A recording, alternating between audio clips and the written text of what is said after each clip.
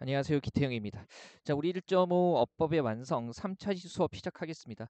국어 문법 중에서 이제 마지막 부분인데요. 70쪽 펴시면 되고요. 통사론 이렇게 해서 나와 있죠. 기본적으로 여기서 다루는 게 뭐예요? 문장 성분 구분하는 거, 그죠? 그 다음에 서술어의 자릿수 이런 것들 나오고요. 그리고 이제 문장의 짜임새에서 혼문장, 겹문장, 그리고 이제 겹문장 중에서 절을 구분하는 거 이런 것들이 출제가 되죠. 그 다음에 이제 여러 가지 문장 단위로 완성된 상태에서 문법 요소를 물어봐요. 그래서 의문문의 세부적인 종류 구분하는 거, 그 다음에 명령문을 정확하게 사용하는 거, 청유문 구분하는 거, 높임법 구분하는 거, 그리고 상대 높임법 같은 경우에 이제 등급까지 구분하는 것들 출제가 되죠. 그리고 피동사동 구분하는 거 이런 것들 나옵니다. 이 통사론 부분은요 기본적인 것만 해두면 크게 어렵지는 않아요. 70쪽의 빈칸 하나 한번 채워보시고요. 자, 71쪽 보시면 문장의 구성 요소와 구조 이렇게 나와 있죠. 문장하고 기본 문형은 그냥 읽어만 보세요. 그 다음에 문장 구성의 문법 단위에서 우리가 살짝 구별을 해야 되는 게 절이라는 개념이죠.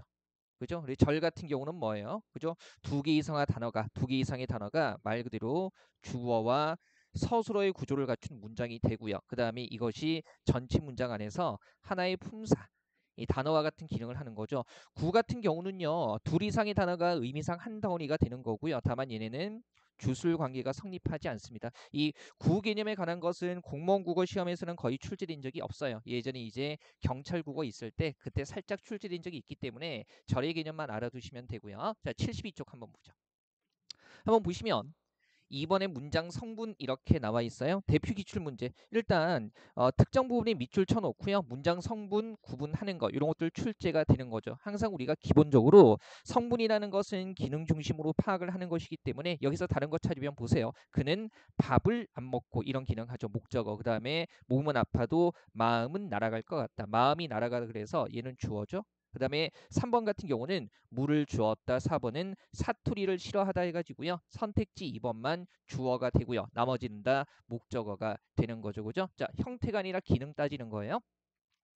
우리 문장 성분 볼 때 철저하게 봐야 되는 건 품사는요. 단어 자체의 의미 가지고 따졌던 거고요. 그 다음에 성분 같은 경우는 어절 이상의 단위로 해서 문장 내에서의 기능 말 그대로 철저하게 역할 중심으로 따진다. 그래서 성분 구분할 때는요. 형태보다는 형태를 따지는 것이 아니라 그 문장 안에서 하는 세부 기능 중심으로 봐야 된다라는 거 이것만 보시면 돼요. 자, 크게 보죠. 주성분은 뭐가 있어요? 이거 기본 개념이죠. 주어, 서술어, 목적어, 보어고요. 주어 같은 경우에 바로 볼게요. 개념 한번 보면 누가, 무엇이 이렇게 해당하는 거고요. 형식은 크게 복잡할 것은 없어요. 다만 우리 외에 집단이나 그죠? 형식에서 기억의 세 번째 문 보면 집단이나 단체에 뭐가 결합해가지고요. 조사, 에서가 결합해서요. 그죠? 행위의 주체를 나타낼 때 전체 문장에서 뭐뭐가 이렇게 해석이 되는 거죠. 그럴 때는 뭐가 된다? 주어가 된다. 어렵지는 않아요. 학교에서 시험 일정을 발표했다 한번 보시면 이거 기억나세요? 그죠? 학교라는 집단에 에서가 붙었고요. 문맥상 학교가 시험 일정을 발표했다 이렇게 해석되니까 이거 주어가 되는 거죠. 물론 보조사가 붙어서 주어가 되는 경우도 있지만 이런 경우에도 역시 기능만 따지면 그렇게 복잡하진 않을 겁니다. 자, 특징 요 부분은요. 암기할 거 없고요. 이해만 하시면 돼요. 기억 보시면 일단 문장의 정보가 주어졌거나 화자와 청자가 명확할 때 생략이 잘 된다는 거. 뭐 이를테면 단 둘이 대화할 때 굳이 문장에서 주어를 구성해서 대화하지는 않죠. 그 다음에 니은의 서술어의 영향을 주기도 한다. 이를테면 주어가 높임의 대상이 될 때 서술어 부분에도 높임 요소가 들어가죠. 어려울 거 없어요. 이번에 서술어 한번 보시면 말 그대로 풀이하는 건데 그죠? 주로 어찌한다, 동사, 그 다음에 어떠하다, 상태, 그리고 무엇이다. 그것의 정체나 자격을 얘기해 주는 거죠. 자, 형식 한번 보시면 우리 용언이라고 하는 동사나 형용사가 서술어가 되기도 하고요. 그 다음에 서수격 조사 이다가 결합해서 그죠? 서술어가 되기도 해요. 뭐 이 부분 서술어 파악하는 거 어렵지는 않고요. 다만 3번의 서술어의 자릿수 해가지고요. 문장 내 서술어가 최소한의 완결된 의미를 전달하기 위해서 꼭 있어야 하는 문장 성분의 개수를 서술어의 자릿수라고 얘기를 하죠. 우리 그러면 상식적으로 생각해 봤을 때 문장이 주어졌을 때 주성분이라고 얘기하는 거 있잖아요. 이를테면 주어, 목적어, 보어는요. 그죠? 서술어의 자릿수에 꼭 포함이 되고요. 그 다음에 살짝 조심해야 되는 게 이제 이 부분 우리 처음 보는 거예요. 부사어는 원래 주성분이 아니에요. 근데 서술어에 따라서 부사어가 의미 전달상 꼭 필요한 경우가 있죠. 그래서 이런 부사를 우리가 필수적인 부사어라고 이야기를 하는데요. 얘도 서술어의 자릿수에 포함이 된다는 겁니다. 그죠? 이를테면 우리 왜 기억에 교재 같이 보고 있죠. 자, 기억 쪽에 두 자리 서술어 보시면 세 번째 주어와 필수적 부서 이렇게 나와 있는데 우리 왜 적합하다나 그죠? 이거 빈도가 높지는 않습니다. 요즘 같은 경우에는 적합하다나 같다 같은 경우에 얘네가 서술어로 쓰이면 어디에 적합하고 무엇과 같은지가 꼭 필요하죠. 그래서 이런 서술어들은요 문장 의미 전달상 부서가 꼭 필요해요. 이런 것들을 필수적 부서라고 하고요. 자릿수에 꼭 포함이 되죠. 그 다음에 세 자리 서술어 같은 경우에 주어, 목적어, 필수적 부서 여기까지 필요합니다. 그래서 뭐 주다나 삼다 같은 게 대표적이고요. 물론 이제 니은에 보면 같은 서술어라도 문맥에 따라 자릿수가 달라지는데요. 한 번도 출제된 적은 없어요. 역시 이제 주성분과 필수적 부서만 따져보면 되는 거기 때문에 어렵지는 않을 거고요. 자, 심화 플러스 보세요. 서술어의 범주 나와 있는데 우리가 여기서는요 따로 외우는 게 아니라 성분이라는 것이 철저하게 기능, 역할 중심으로 파악하는 것이다. 파악되는 것이다. 이렇게만 알고 있으면 돼요. 이를테면 거기 1번의 예문 보세요. 정부 부동산 대책 발표라고 했을 때 그때 발표라는 단어 자체는요. 정부가 부동산 대책을 발표했다라고 해가지고요. 주어의 행위를 풀이해주는 기능을 하죠. 그래서 명사지만은 서술어가 되는 겁니다. 그러니까 기준만 잘 잡으면 되는 거죠. 그 다음에 2번에 보면 본용언과 보조용언이 이렇게 나와 있는데요. 우리 왜 보조용언은요. 본용언이 없으면 의미 전달을 못하죠. 그래서 이 두 개는 묶어서 하나의 서술어로 처리를 한다라는 거 한번 보시면 되고요. 네, 목적어는요. 서술어의 동작 대상이 되는 건데 무엇을 누구를 이런 식으로 해석이 되면 그죠? 얘네는 다 목적어가 되는 거고요. 형식 보면 그죠? 뭐 을 같은 목적격 조사가 붙기도 하지만요. 74쪽 보세요. 보조사가 붙거나 체언 단독으로도 목적어가 돼요. 이를테면 거기 형식에 74쪽 맨 위입니다. 그죠? 니은 한번 보시면 철수는 그림도 그린다라고 했을 때 맥락상 그림을 그린다. 그 다음에 디귿에 난 너 좋아해라고 했을 때 너를 좋아해 해가지고요. 다 을의 역할을 하고 있기 때문에 이런 거 목적어가 되는 거죠. 그 다음에 보 이것도 알고 있어요. 그죠? 이거 뭐예요? 문장에서 주어 말고요. 되다 아니다 앞에서 뭡니까? 누가 무엇이의 형태로 되다 아니다의 의미를 보충해 주는 거. 이런 것들을 우리가 보어라고 얘기를 하죠. 이를테면 이제는 계절이 봄이 되었다의 봄이 그다음에 고래는 물고기가 아니라의 물고기가 이런 것들이 보어가 되는 거고요. 역시 형식은 확인만 하시면 돼요. 그죠? 이가가 붙기도 하지만 보조사 같은 것들 붙어도요. 한번 보세요.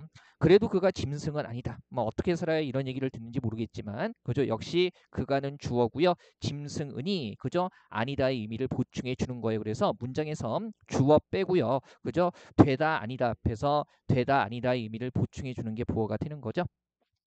자, 심화 플러스 보시면 보어와 부서에 구분해 가지고요. 예전에 이제 서울시에서 딱 한 번 나왔었는데 이런 거죠. 1번에 물이 얼음이 되었다는 이건 뭐예요? 보어예요. 그죠? 얘는 어렵지는 않고요. 그다음에 우리가 지금까지 배운 걸로 본다면 물이 얼음으로 되었다도 어쨌든 이거 주어고요. 그다음에 되다 앞에 얘가 나왔으니까 보어처럼 보이죠. 근데 우리가 사실은 3번하고 비교를 해보면 물이 얼음으로 변했다도요. 2번 문장과 큰 의미 차이가 없어요. 그러면 이런 거죠. 문제가 생기는 거죠. 얼음으로라는 형태를 3번에서는 부사어로 봐야 되는데 그죠?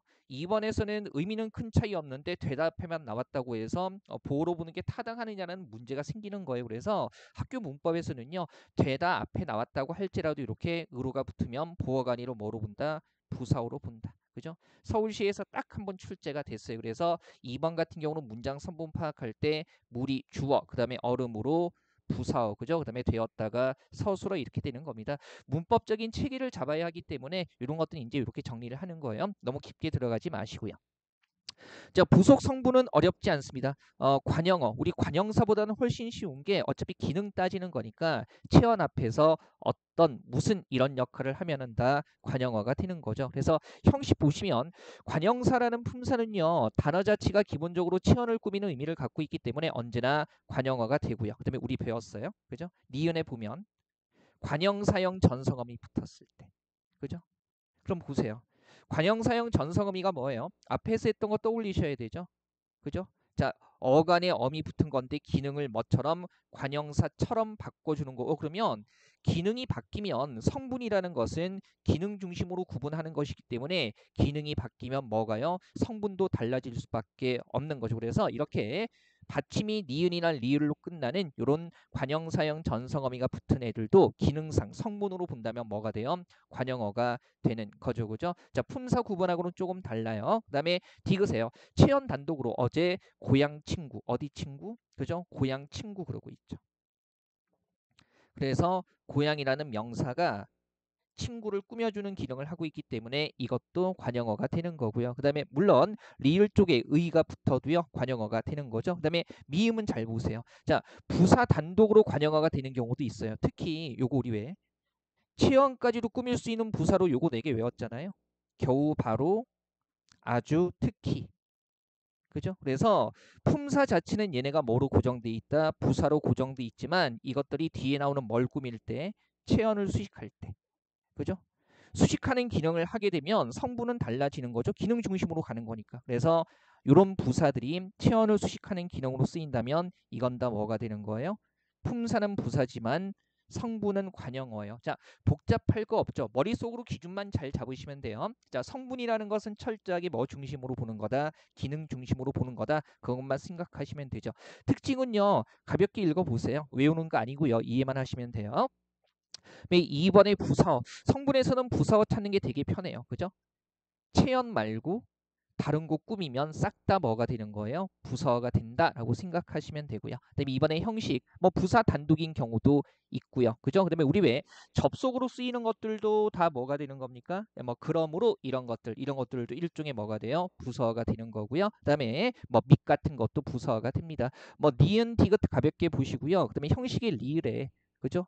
부사형 전성어미가 붙으면 부사처럼 쓰이기 기능을 바꾸는 거니까 그래서 곱게 따다 이상하게 오늘은 기분이 좋다라고 했을 때 전성어미 개가 붙어도 품사는 안 바뀌지만 성분은 다 뭐가 되는 거예요? 부사가 되는 거죠. 자, 특징은 가볍게 읽어보시고요. 다만 특징에 디귿 한번 보시면 부사어는 상대적으로 위치가 자유롭다. 얘가 가끔 이제 문법에서 설명형 문제로 나와요. 그래서 뭐 부사어들 중에는 상대적으로 위치가 자유로운 것이 있다 해가지고 거기에 해당되는 거 찾는 형태로 나오는데 위치 옮겨보면 돼요. 이를테면 엄마의 약수는 확실히 효과가 있었다. 엄마의 약수는 효과가 확실히 있었다라고 했을 때 위치 바꿔서 한국인이면 한국인의 문법적인 직관으로요. 위치 이동이 자유로운가 아니면 자유롭지 못한가 알 수 있거든요. 그래서 만들어 보시면 되고요.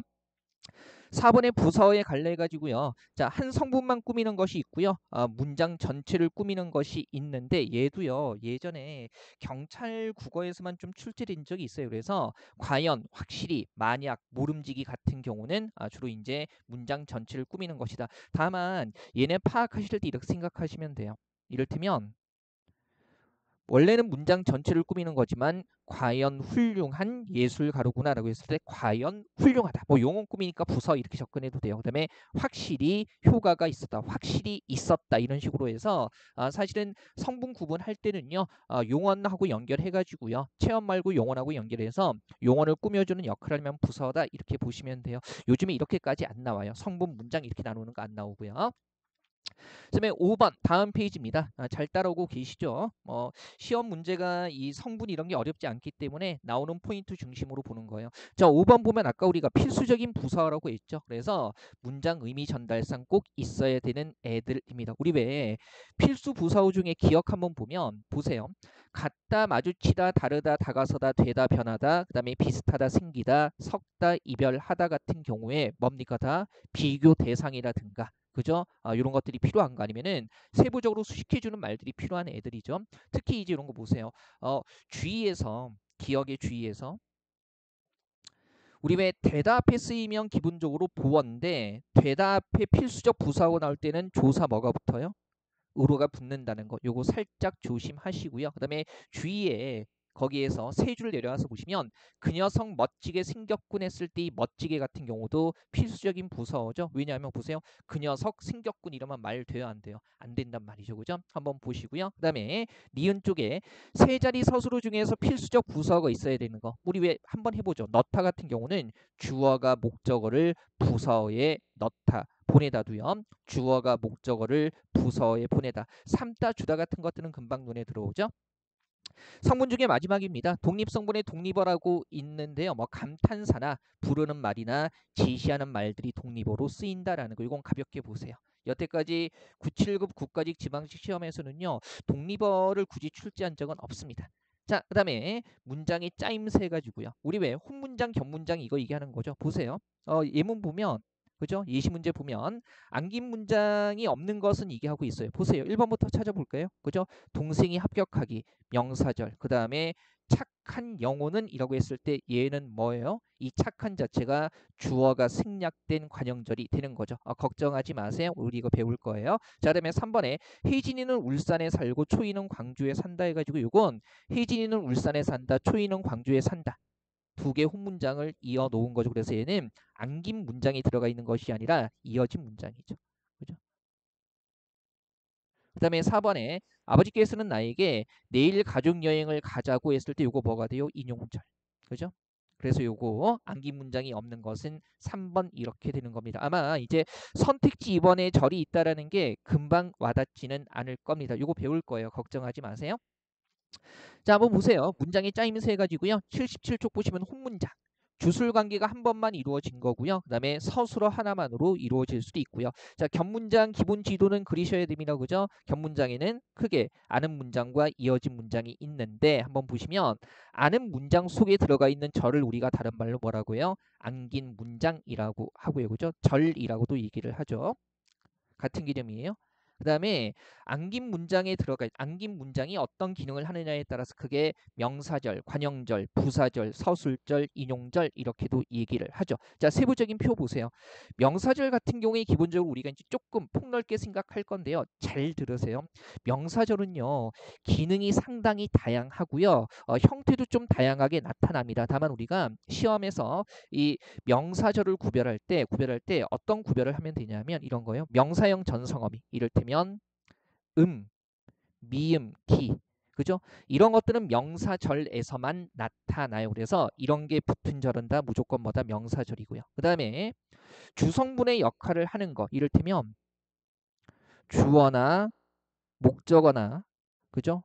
보어 역할을 할 수 있는 것은 명사절밖에 없어요. 그래서 미음, 기가 붙은 형태가 아닌데 주어, 목적어, 보어 이건 우리가 파악할 수 있잖아요. 그죠? 이런 역할을 하면 다 뭐가 된다? 명사절이 된다. 보세요. 첫 번째 문 보면 붙었죠. 그 다음에 것 이런 것 붙었죠. 그리고 얘는요. 내가 무엇을 할 것이냐 이렇게 나와 있지만 이것이 문제에서 주어 역할을 하잖아요. 그 다음에 기 얘는요. 그가 무엇을 할지를 목적어. 그죠? 그 다음에 내 취미는 영화를 보는 것이 아니다. 보호 역할하고 있죠. 퇴근하기, 인삼이 자라기 해가지고요. 이 경우에는 관형어나 부서 역할하고 있지만 뭡니까? 기가 붙었기 때문에 다 뭐가 되는 거예요? 명사절이 되는 거죠. 제가 요거 것이라는 형태는 설명 안 드렸는데요. 요즘에 학교 문법에서는요. 겉붙은 형태를 두 가지로 가르쳐요. 물론 그렇기 때문에 우리가 보는 시험에는 나오지 않는다는 거. 그래서 이 기준만 잘 알아두시면 돼요. 그죠? 자, 뭐예요? 미음, 기 붙으면 무슨 역할을 하든 명사절이다. 그 다음에 주어, 목적어, 보어 역할을 하면 미음, 기가 붙지 않아도 무슨 절이다? 명사절이다. 이렇게 되는 거죠. 그래서 절의 종류와 절의 기능은요. 따로따로 나눠서 점검할 수 있어야 해요. 자, 그 다음에 관형절 같은 경우에 그죠? 절 자체가 치형꾸미면 되는 거죠. 그가 착한 사람이라는 생각, 이마에 흐르는 땀 이렇게 되는 거고요. 그죠? 치형꾸미니까 관형절이고요. 보니까 치형꾸미는데 이게 지금 명사절의 형태를 지니고 있지 않아요. 그래서 이거 관형절 되고요. 그다음에 부사절, 체온에 다른 거 꾸미는 거죠. 소리도 없이 내린다. 그림이 아름답게 장식됐다. 외국인도 살 수 있도록 허가했다. 날씨가 추워져서 중지했다 해서 이거 다 부사의 역할을 하는 부사절이고요. 자, 좀 전에 명사절이 관형어나 부사의 역할을 할 수 있다고 했잖아요. 다만 명사절이 관형어나 부사의 역할을 할 때는 뭐가 붙는다? 미음, 기가 붙는다. 그래서 충분히 구별할 수 있을 겁니다. 여러분이더라도요.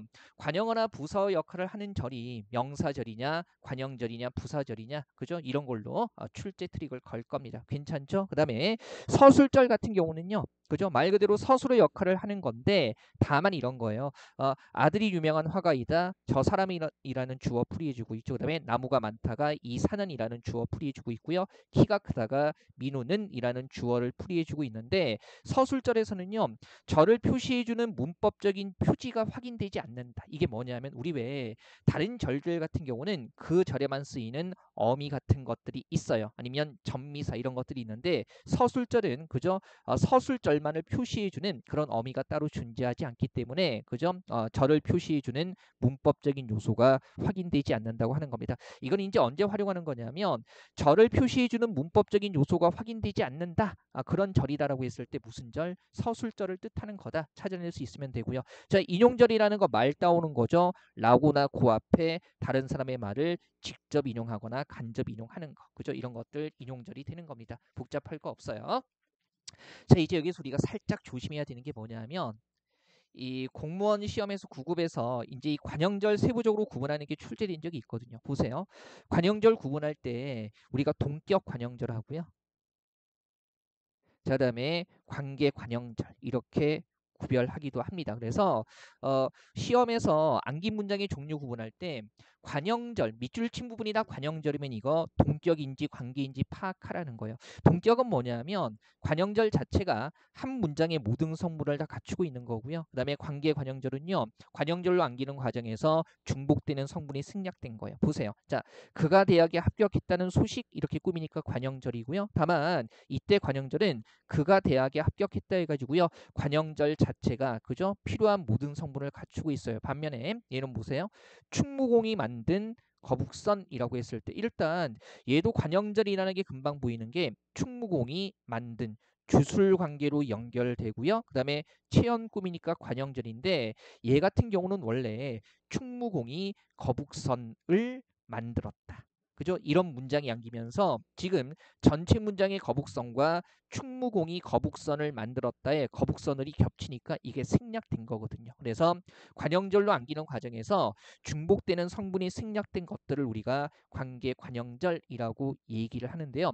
되게 쉽게 찾을 수 있는 게 생각해 보세요. 그러면 중복되는 게 생략됐다는 주로 관형절의 꾸밈을 받는 애하고 중복돼서 생략될 수밖에 없거든요. 그러면 관형절의 꾸밈을 받는 애를 관형절 안으로 집어넣어서 들어가면은 원래 있다가 중복돼서 생략된 거예요. 그죠? 그래서 요거 거북선을 이 안으로 집어넣었더니 충무공이 거북선을 만들었다 해가 들어가죠. 그러면 원래 있다가 중복돼서 생략된 이게 뭐가 되는 거예요? 관계 관형절이죠. 원리보다는요. 동격 관계 관형절 구별하는 기준만 잘 알아두시면 되고요. 그다음에 이렇게 중복되는 성분이 생략된 것들을 관계 관형절이라고 얘기를 하는데 이런 거예요. 우리 사실은 방금 전에 봤던 문장에서 충무공이 만든 같은 경우는 관형절이라는 게 금방 눈에 보이죠. 충무공이 주어 만든 서술어. 근데 이거 보세요. 예쁜 꽃이 피었다는요. 표면적으로 문장 내부에서 주술 관계가 확인이 안 돼요. 원래 이 예문은 이런 거죠. 꽃이 예쁘다라는 혼문장이 있고요. 그 다음에 그런 꽃이 피었다. 여기에 그런 자리에 이제 꽃이 예쁘다라는 혼문장이 들어간 거죠. 그래서 원칙적으로 연결해 보면 꽃이 예쁜 꽃이 피었다 이렇게 되는 건데 지금 꼬치가 중복되기 때문에 관형절에 있는 꼬치가 뭐 된 거예요? 생략된 거예요. 근데 이렇게 결과로만 봤을 때는요. 예쁜 바로 앞에 주어가 안 나오기 때문에 그죠? 요거 관형절이라는 게 표면적으로 눈에 잘 보이지 않습니다. 그래서 이거 잘 봐야 돼요. 자, 특히 중복되는 성분이 생략된 관계 관형절 중에서요. 주어가 생략됐을 때는 그죠? 주술 관계로 연결되는 고리가 직접 보이지 않기 때문에 여기에 관형절이 있다라는 거 조심하셔야 되고요. 다만 쉽게 찾는 건 이런 거죠. 문장 내 관형어가 그러니까 항상 생각해야 되는 건 아니고 그죠? 항상 생각해야 되는 건 아니고 문장의 구조 파악하는 문제에서만 고민하면 되는데요. 문장 내 관형어가 체언을 꾸밀 때 표면적으로 주어가 안 보이더라도 이 체언과 관용어에 주술 관계가 성립하면, 그죠? 주술 관계가 성립하면 그럴 때는 주어가 생략된 관계 관형절이라는 겁니다. 이런 거죠. 예쁜이 꽃꿈이죠. 앞으로 넘기면 어떻게 돼요? 꽃이 예쁘다 이렇게 연결이 되죠. 그래서 이럴 때는 주어가 생략된 관계 관형절이 되고요.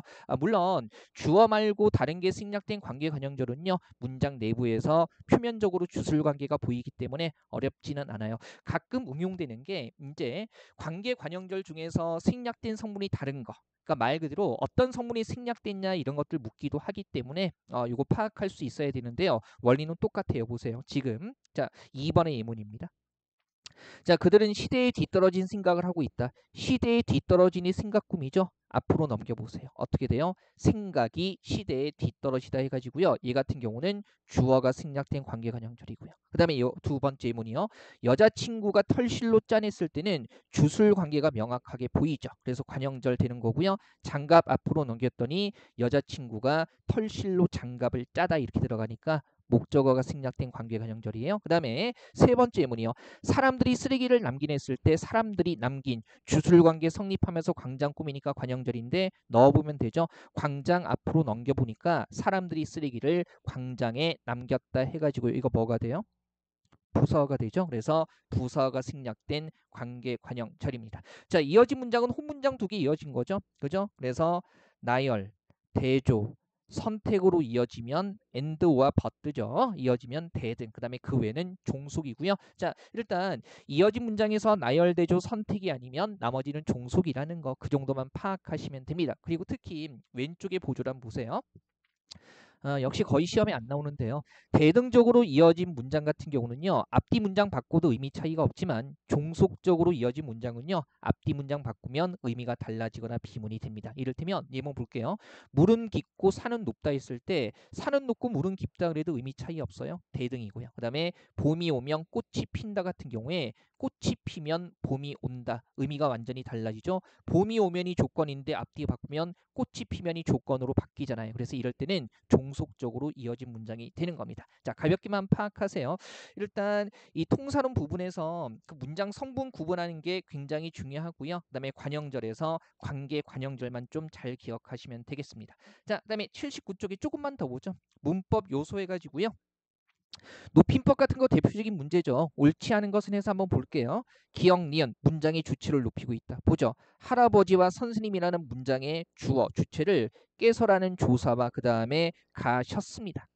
서나만 어미 시 그리고 댁과 계시다라는 어휘를 통해서 높이고 있으니까 1번은 맞아요. 그 다음에 2번 듣는 이를 높이고 있다. 상대 높임법 해가지고요. 존댓말 쓴다는 거죠. 그러면 가졌습니다. 계십니다. 주십시오 했으니까 이것도 맞아요. 그 다음에 3번에 니은 리을 특수한 어휘를 사용해서 그러면 니은 한번 보니까 댁과 계시다라는 높임의 어휘 그 다음에 리을 보니까 모시고라는 그죠 데리고를 높인 거죠. 그래서 특수한 어휘를 사용해서 높임을 표현하고 있는 거 맞아요. 그 다음에 자 디귿 리을 같은 경우에 목적어를 높이고 있다. 디귿 뭐예요? 아이들을 이라는 목적어 나와 있지만 앉혀주십시오라고 했을 때는 여러분을 높이는 거지 아이들을 높이는 게 아니에요. 그죠? 그 다음에 리을에 할머니를 대한 목적어를 모식으로 높이고 있으니까 리을에서는 나타나네요. 옳지 않은 거 4번이 되는 거죠. 뭐 이런 식의 문제가 나오는 겁니다. 높임법은요. 일상적으로 표준 언어 예절하고도 연결되니까 가볍게 정돈해 보시고요.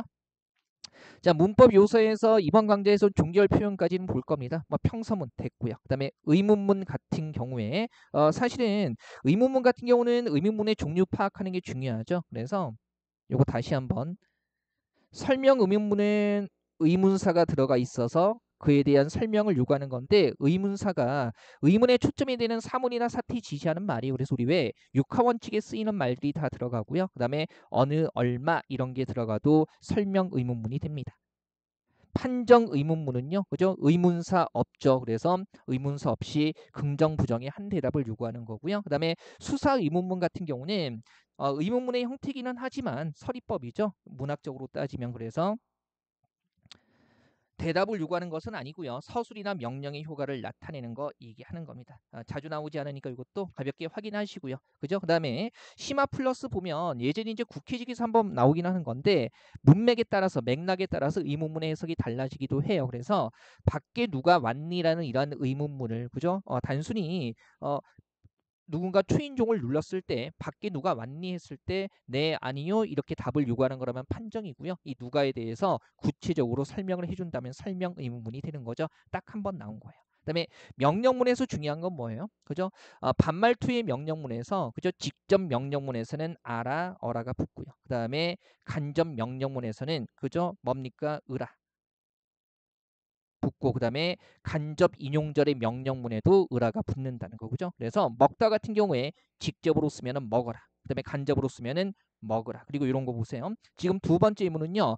아버지께서는 내게 훌륭한 사람이 되라고 말씀하시곤 했다라고 했을 때 이거 지금 간접 인용절의 명령문이기 때문에 되다의 되에다가 라가 바로 붙어서 되라 이렇게 되고 이거 조심해야 되죠. 그 다음에 간접 인용절에 쓰이는 조사 고가 붙은 거예요. 그 다음에 이런 것도 그녀는 내게 더 이상 걱정 말라고 했다라고 했을 때 말다의 말에다가 간접 인용절이기 때문에 바로 라가 붙어서 말라 이렇게 되고요. 거기 이제 간접 인용절에 붙는 조사 고가 붙은 거죠. 그래서 이런 거 직접 명령문이냐 간접 명령문이냐 그죠? 그 다음에 이제 간접 인용절의 명령문이냐 이런 데 따라서 어미나 조사의 쓰임이 달라지는 거 이거 파악하시면 되고요. 그다음에 청유문 같은 경우는 이것도 역시 세부적인 종류. 그래서 함께 행동하도록 권유하는 건지 아니면 화자만 행하기를 원하는 건지 아니면 청자만 행하기를 원하는 건지 그죠? 2014년에 딱 한 번 나왔던 건데 가볍게 확인하시고요. 감탄문은 됐습니다. 자 이번에 높임 표현 같은 거 있는데 요거는 바로 다음 강좌에서 이어서 보도록 할게요. 세부적인 거 너무 다 외우려고 하지 마시고요. 제가 포인트로 짚어드린 거 중심으로만 정리하시면 됩니다. 자 7강은 이렇게 해서 정리할게요.